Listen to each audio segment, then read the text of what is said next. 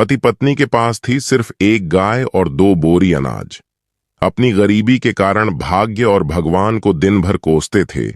एक दिन एक साधु आया और उसने कहा, अगर अपनी किस्मत बदलनी है तो ये गाय और 2 बोरी अनाज भी बेच डालो। 5 वर्ष के बाद। ये एक लोक कथा है, गांवों में अक्सर सुनाई जाती है। किसी गांव में एक गरीब किसान था। घर में उसकी पत्नी और वो 2 ही लोग थे। उनके दिन गरीबी में गुजर रहे थे। किसान के पास कुल जमा एक गाय और 2 बोरी अनाज ही था। पति पत्नी दोनों ही दिन रात अपने भाग्य को कोसते रहते, भगवान से शिकायत करते कि उन्हें इतना गरीब क्यों बनाया। इसी तरह से दोनों के दिन गुजर रहे थे। एक दिन गांव में एक साधु आया।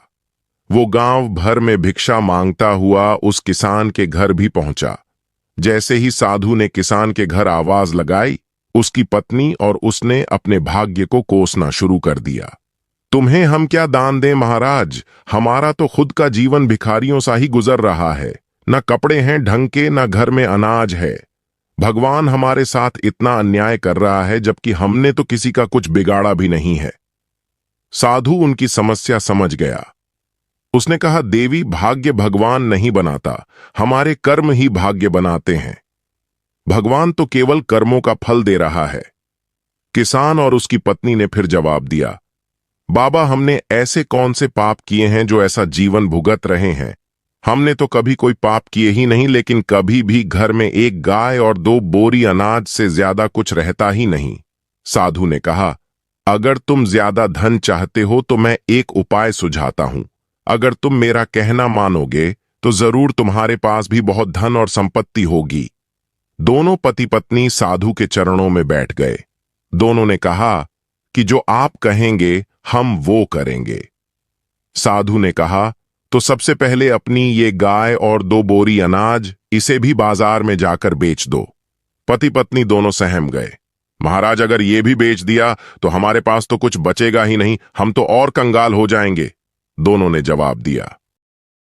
साधु ने समझाया, मैं जो कह रहा हूं वैसा करो।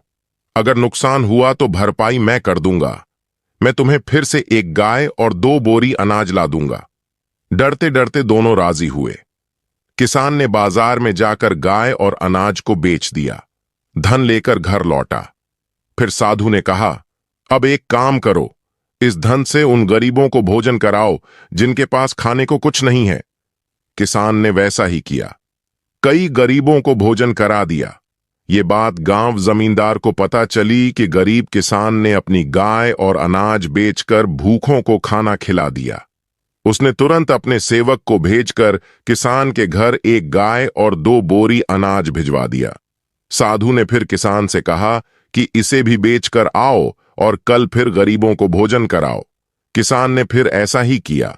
तो फिर किसी ने उस किसान को दान में एक गाय और 2 बोरी अनाज भिजवा दिए।